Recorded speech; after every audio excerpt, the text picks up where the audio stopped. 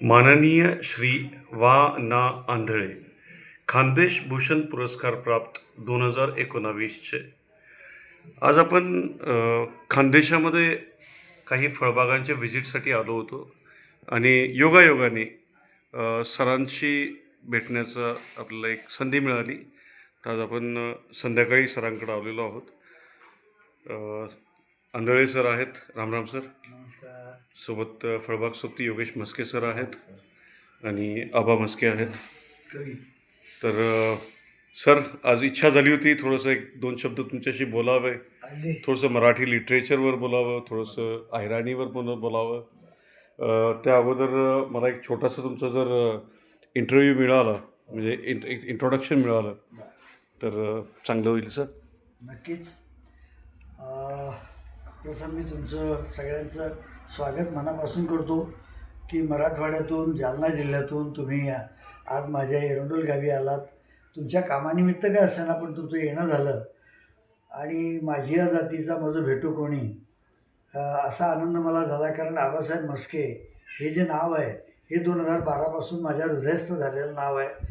आबांनी मला पुस्तक प्रकाशनासाठी बोलवलं होतं बदनापूरला आणि त्या दिवसापासून 2012पासून तर 2026पर्यंत आमचं प्रेम कायम आहे. म्हणून आबांसोबत मी तुम्हा दोघांचंही मनपूर्वक स्वागत करतो. माझं इंट्रोडक्शन जर द्यायचं झालं तर मी FYBAला शिकत असतानापासून काव्यलेखनाच्या नादी लागलो.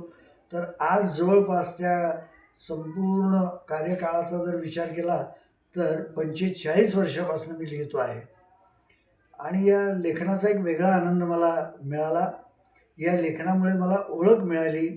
प्रथम माझ्या गावात लोक मला ओळखू लागले, नंतर माझ्या खानदेशात बऱ्यापैकी ओळख झाली आणि आज या कवितेनं असं भाग्य दिलं की सगळ्या महाराष्ट्रभर ओळख झाली.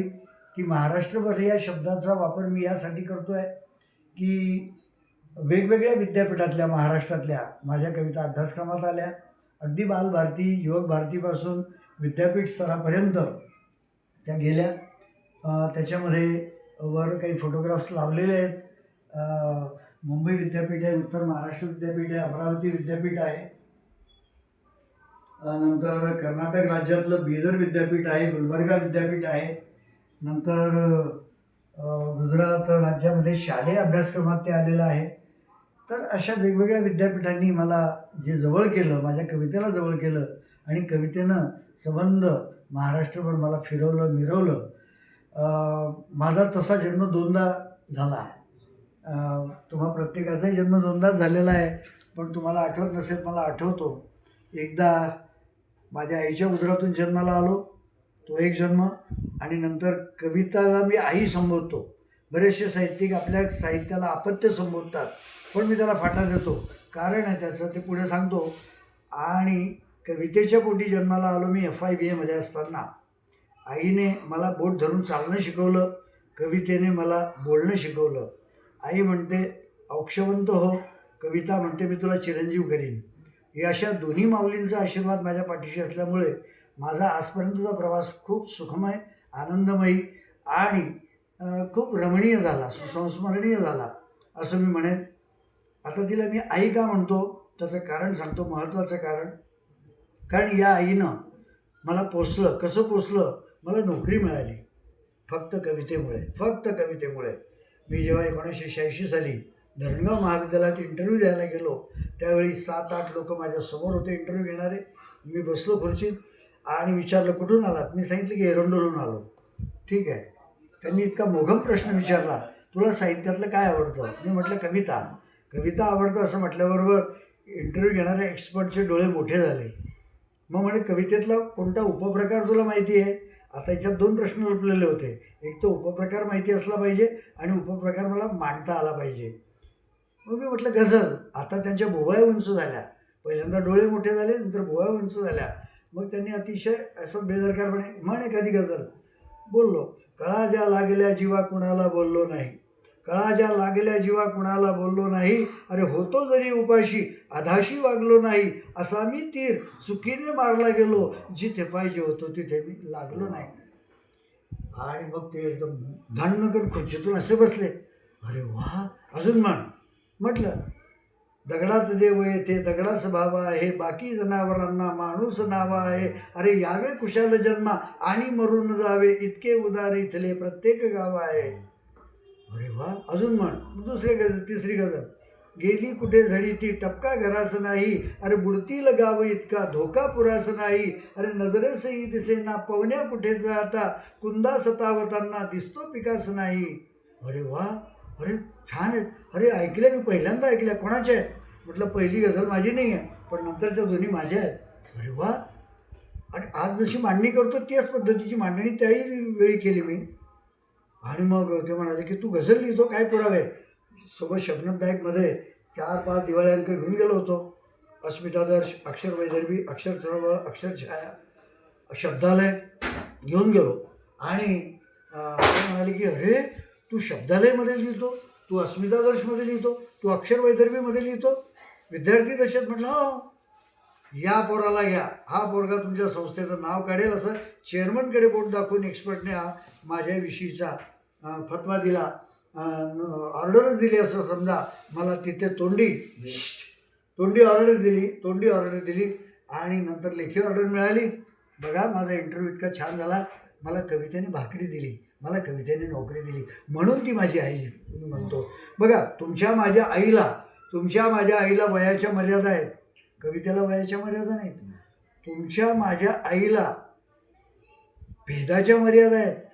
तुमची आई माझी आई होऊ शकत नाही, माझी आई तुमची आई होऊ शकत नाही, पण कविता मात्र सर्वांची आहे. आता विश्वात्मके देवे येणे वाग्यज्ञ तोषावे, तोषोनी मज द्यावे पसाये दान आहे. जे खळांची व्यंकटी सांडो तया सत्कर्मी रती वाढो, भूता परस्परे जोडो मैत्री जीवांची आहे. अरे दुरितांचे तिमिर जावो, विश्व स्वधर्मे सूर्य पाहो, जो जे वांछिल तो ते लाहो प्राणीजात.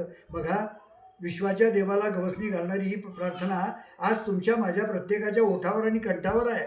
काय? कारण तिला वयाच्या मर्यादा नाही आहेत. 750 वर्ष झालीत, 725 वर्ष झालीत, पण ती अजून एक टिकून आहे, म्हणून ती आई आहे. आणि ती माझी आई तर यासाठीच आहे, यासाठी तर आहेच आहे, परंतु तिने मला नोकरी दिली. कविता नसती माझ्याकडे आणि ती प्रेझेंटेशन माझं त्या दिवशी असं झालं नसतं तर कदाचित मला ती नोकरी मिळाली नसती. तिसरा प्रश्न त्या माणसाने विचारला नाही आणि मला नोकरी मिळाली.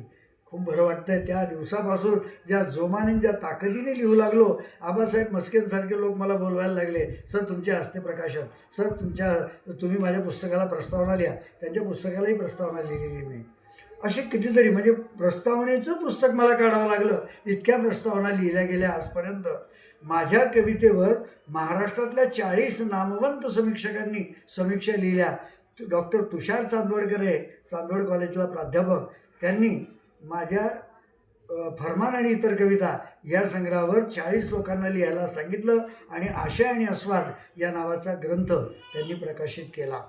मी वाटचाल बरीच आहे, म्हणजे मला कवितेने नाव दिलं, पद, पैसा, प्रतिष्ठा सगळं दिलं. अनेक व्याख्यानमालांची निमंत्रणं फक्त कवितेमुळे आली. या खानदेशातलं एक असंही कॉलेज नाही आहे की ज्यांनी मला बोलवलं नाही कार्यक्रमाला. सगळ्या ठिकाणी या कवितेमुळे मला जाता आलं आणि म्हणून कविता माझी आई आहे. बस. सर एक माझा अनुभव तुम्हाला सांगायची माझी इच्छा आहे. मराठी मित्रांनो, शेतकरी मित्रांनो, मी संतोष होडे पाटील. मी ज्यावेळेस IASची तयारी करायचो त्यावेळेस मराठी लिटरेचर माझा घेण्याचा विचार साधला होता आणि तेव्हा पहिल्या वेळेस मी आंधळे सरांचा गझलनामा मी हे ऐकलं होतं. आज असाच विषय निघाला, आबासाहेबांसोबत आम्ही खानदेशामध्ये आलो होतो आणि आबासाहेब म्हटले माझे सर आहेत म्हणे इथं, तर आपण त्यांना भेटू. अगोदर आमचं नावाविषयी काही चर्चा झाली नाही, पण जसं आम्ही यायला निघालो होतो ते म्हणे आंधळे सर आहेत मराठी लिटरेचरचे. आणि मग तिथून आमची चर्चा सुरू झाली. तर मग आम्हाला मराठवाड्यामध्ये वापस जायचं होतं सर. म्हटलं आता तुमची भेट घेऊन जा. म्हटलं धुळ्यावरून जाण्यापेक्षा पण जळगाव. Very good. मला किती आनंद झाला की या कवितेमुळेच तुम्ही माझ्यापर्यंत पोहोचलात. कवितेनं काय काय दिलं मला. तुमच्यासारखी एवढी मोठमोठी माणसं माझ्या जवळ आली, मी त्यांच्या जवळ जाऊ शकलो. IASची तयारी करणारे विद्यार्थी सुद्धा तुमच्या लिटरेचर वाचतात. क्या बात आहे, क्या बात आहे. किती एवढा मोठा आनंद, यापेक्षा काय आनंद पाहिजे अजून. जीवनाचं सार्थकच झालं. फलश्रुती आहे, आयुष्याची फलश्रुती जी कवितेने दिली. खूप खूप बरं वाटलं तुम्ही आलात आणि माझे 2 शब्द ऐकून घेतले. कविता भरपूर तर आहे. माझी एक छोटीशी रिक्वेस्ट आहे बरं, तुम्हाला. बरं. आपल्या महाराष्ट्रामध्ये जर बघितलं तर इन जनरल तुम्हाला जास्त माहिती आहे, मी महाराष्ट्राच्या बाहेर जास्त वेळ राहिलो होतो, म्हणून बरीचशी मराठी मी विसरलो होतो. पण माझा जो लहानपणीचा जो काळ आहे, मला जे आठवतं, बरं, बरं. आपल्या मराठी मुलांना थोडंसं लिटरेचरकडे वळण्यासाठी या. आणि विशेष करून काव्य, ज्याला आपण कविता म्हणतो, याच्यामध्ये रुची डेव्हलप करण्यासाठी शालेय स्तरांवर जे पहिली, दुसरी, 10वीचे जे मुलं आहेत, बरं. शिक्षकांनी काय करावं? काय करावं? बरोबर. खूप चांगला प्रश्न आहे आणि त्या प्रश्नाचं उत्तरही माझ्याकडे तयार आहे. मला माझे बालपणीचे दिवस आठवतात. त्यावेळी धोत्रातले गुरुजी, टोपीवाले गुरुजी यायचे, काळजीनं शिकवायचे, साधीनंही शिकवायचे.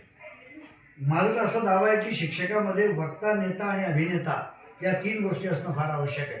वक्ता म्हणजे तो फाड फाड फाड फाड बोलला पाहिजे, धबधब्यासारखा बरसला पाहिजे की त्याच्या त्या बरसातीमध्ये ते विद्यार्थी चिंब भिजावेत, त्यांची मनं चिंब व्हावीत, असं वाक्पटुत्व त्याच्या जिव्हेवर असणं गरजेचं आहे. हे झालं वक्ता. नेता, जसं नेत्याच्या अंगी नेतृत्व गुण असतात, महाराष्ट्राचे नेते, देशाचे नेते केवढा डोलारा सांभाळतात. एक वर्ग सांभाळण्यासाठी शिक्षकामध्ये जर नेतृत्व गुण असतील तर 100 डोके असतात समोर. त्या 100 डोक्यामध्ये 100 मेंदू, 100 मेंदूमध्ये 100 प्रकारच्या बुद्धी वास करतात. त्या सगळ्यांना एकत्र बांधणे, त्यांची मोठ बांधणे आणि त्यांना एकचित्त करणे, हे त्याचं काम. म्हणजे नेतृत्व गुण असलं पाहिजे, नेता असला पाहिजे शिक्षक. अभिनेता, साधीनं शिकवलं गेलं पाहिजे. दूरदर्शनवर आपण कार्यक्रम बघतो, एखाद्या नायिकेला खूप जाच असतो, त्रास असतो, सासूचा, नवऱ्याचा, सासऱ्याचा, दिराचा, नणंदेचा. ती बिचारी काम करते, कणिक तिंबते, भाजी कापते, रडत रडत सगळं करते, अश्रू पुसते आणि टी व्हीच्या समोर बसून आम्ही पाहतो तर आमच्या घरातल्या बाया बापड्यासुद्धा ते दृश्य पाहून त्यांच्याही डोळ्यात अश्रू येतात. ती टी व्हीवाली यांची कोणी लागत नाही, पण तिच्या अभिनयाची ताकद आणि सामर्थ्य असं की तिच्या डोळ्यात अश्रू उभं केले त्या नटीनं.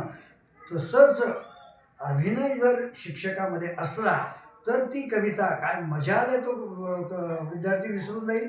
अहो, माझ्या बालपणीच्या कविता मुखोद्गत आहे. या बालांनो या रे या, लवकर भरभर सारे या, मजा करा रे मजा करा, आज दिवस तुमचा समजा, स्वस्त बसे तोची बसे, नवभूमी दागिन मी, या नगराला लागून या, सुंदर ती दुसरी दुनिया. इथपासून तर कितीतरी आहे. अगदी 10वीचं म्हणाल तुम्ही तर अनंत बंदीचा फटका अजूनही मुखोद्गत आहे.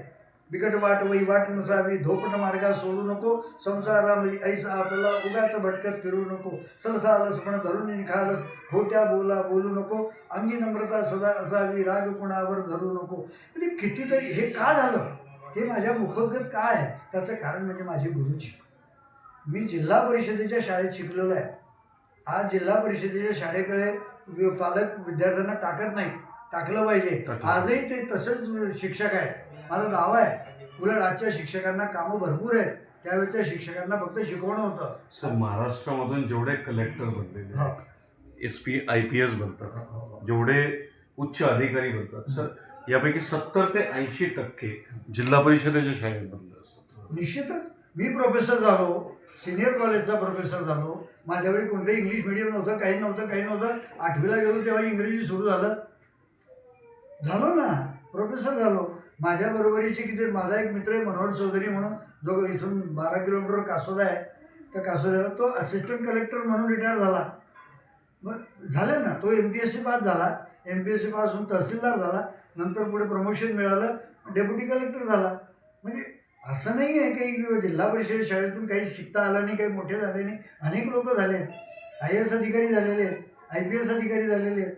म्हणून तिच्या जिल्हा परिषद शाळेकडे पाहण्याचा दृष्टिकोन जो आहे ना, तो पालकांनी बदलवावा, असं माझं प्रामाणिक मत आहे. अतिशय प्रामाणिक. अहो, किती पलीकडे ओढ्यावर गावं माझे ते सुंदर, झाडा झोडपात आहे लपलेले माझे घर, माझ्या गावाहून जाते चिमुकली, हिचं वाट मला ओढून या नेते, माझ्या घराशी थेट. 39 वर्ष अभ्यासक्रमात राहिलेली गणेश कुडेंची कविता. गणेश कुडे माझ्या खानदेशातले कवी आहेत, अंमळनेरचे प्राध्यापक होते आणि त्यांची 39 वर्ष तब्बल कोणती जेवढी कविता राहिली नाही. ही कविता गावखेड्याचं वर्णन आहे, माझ्या गावाचं वर्णन आहे. त्या वर्णनातून प्रत्येकाला असं वाटतं की हे माझ्या गावाचं वर्णन आहे. म्हणून मी गल्ली सोडली नाही, मी कॉलनीत गेलो नाही. पलीकडे ओढ्यावर माझ्या गावाने नदी वाहते, गावं माझे ते सुंदर, झाडा झुडपात आहे लपलेले माझे घर. काय आनंद आहे बघा. मला हे गाऊन दाखवायचे गाण्यातून. आता एवढंच नाही तर ती यांची कविता आहे, शरळाला तो दावणी आला काळ, विव्वळला श्रावण बाळ. असं म्हणताबरोबर गुरुजी आमच्या डोळ्यात आसव उभे करायचे. आसव काय ताकद आहे ना. आणि ती ताकद जिल्हा परिषदेच्या शाळेत आहे मित्र. जिल्हा परिषदेला कोणीच कमी लेखायचं नाही. अजूनही जर जिल्हा परिषदेकडे पालकवर्ग वळला ना तर मी म्हणतो साहित्य त्यातल्या त्यात कविता ही भावनेला हात घालण्यात जवळची आहे. अल्पाक्षर रमणीयत्व हा तिचा स्थायी भाव असल्यामुळे ती मनाभोवती रुंजी घालण्यात तेव्हाच वेळ येत नाही आणि ती ठसठशीत मुद्रा प्रत्येक विद्यार्थ्याच्या हृदयस्थ होत जाते आणि विद्यार्थी त्या कवितेच्याच आधाराने तो कुटुंबवत्सलही होतो, तो समाजवत्सलही होतो, तो राष्ट्रवत्सलही होतो आणि जीवन जगायला सुद्धा कारणीभूत त्याला होते कविता. कविता हा जवळचा प्रकार आहे आणि त्यामुळे कवितेवर खूप धन्यवाद तुमचा. Yes. आज योगायोग असा झाला की साने गुरुजींचं कर्मस्थळी आणि आंधळे सरांची कर्मस्थळी दोन्ही ठिकाणी आम्हाला अजून 2 नावं एवढ्यासाठी तुम्ही स्मरणात राहू द्या. साने गुरुजी पूज्य आहेत, वंदनीय आहेत. त्या माणसाची आभाळ उंची आहे. पण माझी बालकवी सुद्धा धरणगावची आहेत. श्रावणमासी हर्षमानसी हिरवळ दाटे चोहीकडे, क्षणात येते सरसर शिरवे, क्षणात फिरून ऊन पडे. ही कविता लिहिणारे बालकवी त्र्यंबक बापूजी टोपरे हे धरणगावचे. आणि आमची बहिणाबाई, बिना कपाशीनं उले त्याले बोंड म्हणू नये, हरी नामाविनं चाले त्याले तोंड म्हणू नये, किंवा खोप्यामध्ये खोपा सुगर रनीचा चांगला, पिलासाठी जीवतीनं झाडाले टांगला, धीरे धीरे योग्य ध्यान गोष्ट तुले मी सांगते, लेकीच्या माहेरासाठी माझ्या सासरी नांदते. केवढं मोठं तत्वज्ञान आहे. 4 ओळी त्या माऊलीनं केवढं मोठं तत्वज्ञान. संत तुकोबा रायांच्या अभंगाच्या बरोबरी करणारी कविता, त्याच्या जवळ जाणारी कविता माझ्या बहिणाईने लिहिली आणि म्हणून त्या बहिणीचं नाव विद्यापीठाला आज मिळालेलं आहे. कवयित्री बहिणाबाई चौधरी, उत्तर महाराष्ट्र विद्यापीठ जळगाव. मी मराठीमध्ये थोडंसं अज्ञानी आहे. बरं अशा महापुरुषांची नावं मला लक्षात नाही.